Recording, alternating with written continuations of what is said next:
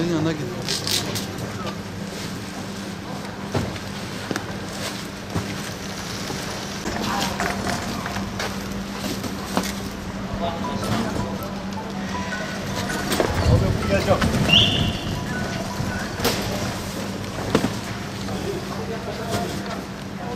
Alıcı var mı?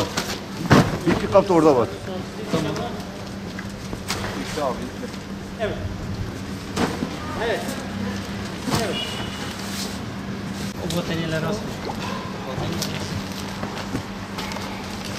Evet, doğru.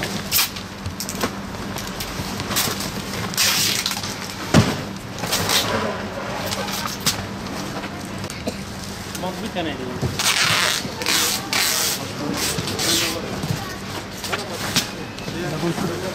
Sana ondan. Bunu sarak mı böyle herhalde? He Sarak abi ya.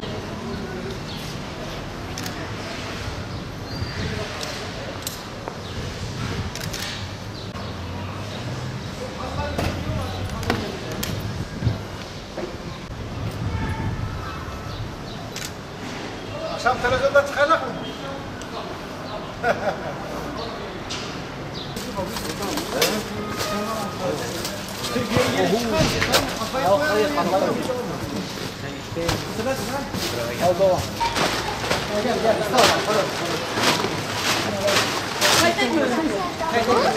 Ahmet. Ahmet. Ahmet.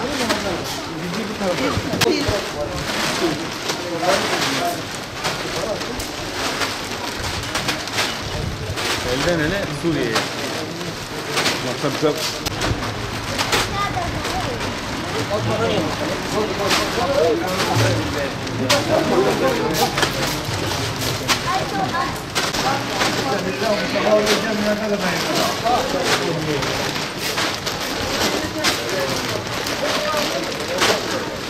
Bismillahirrahmanirrahim.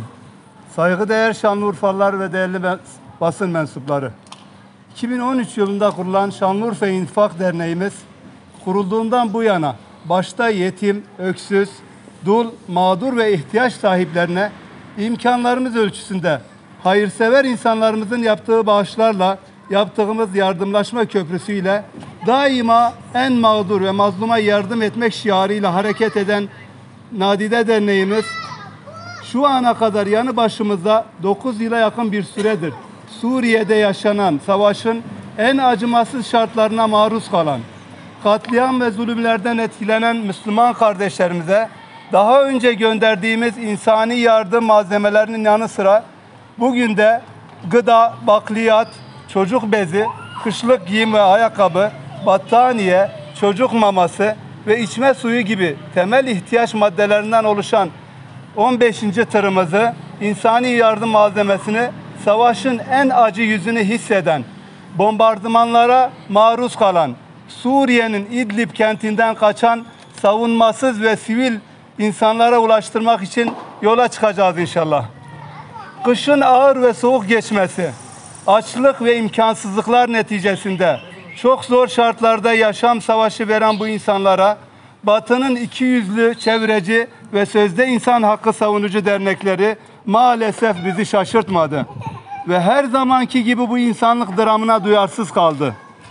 İdlib'de ölen masum siviller ve çocuklar ve aileleri olunca ikiyüzlü Batı zihniyeti ve sözde modern geçinen dünya milletleri maalesef bu insanlık dramına sessiz kalmayı tercih etmişlerdir. Şanlıurfa İnfak Der olarak bu konuda sessiz ve duyarsız kalmamak adına uluslararası yardım statüsü bulunan derneklerle gerekli protokolleri imzalayıp İdlib'deki kardeşlerimizin dertlerine bir nebze de olsa derman olabilmek amacıyla bir çalışma başlattık. Belki bu çalışmamız ve göndereceğimiz yardım malzemeleri oradaki sorunları çözmeyecek. Ancak Hazreti İbrahim ateşe atıldığında ağzında bir damla su ile ateşi söndürmeye giden karınca misali masum sivil kardeşlerimizin yüreğine su serpmek, Türkiye'deki kardeşlerinin de onların yanlarında olduğunu hissettirmek istedik. Ve bunu bir kardeşlik vazifesi olarak gördük. Bugün Şanlıurfa İnfak Der olarak derneğimizi temsilen kardeşimiz ve değerli yönetim kurulu üyemiz Ahmet Çetin ağabeyimizi 15. yardım tırımızla birlikte İdlib'e uğurlayacağız. Ailesini, işini ve sevdiklerini bir kenara bırakarak bu ulvi vazifeyi üstlenen Ahmet Çetin kardeşimize şahsım ve yönetim kurulu adına bir kez daha teşekkür etmek istiyorum. Hepinize saygılar sunuyorum.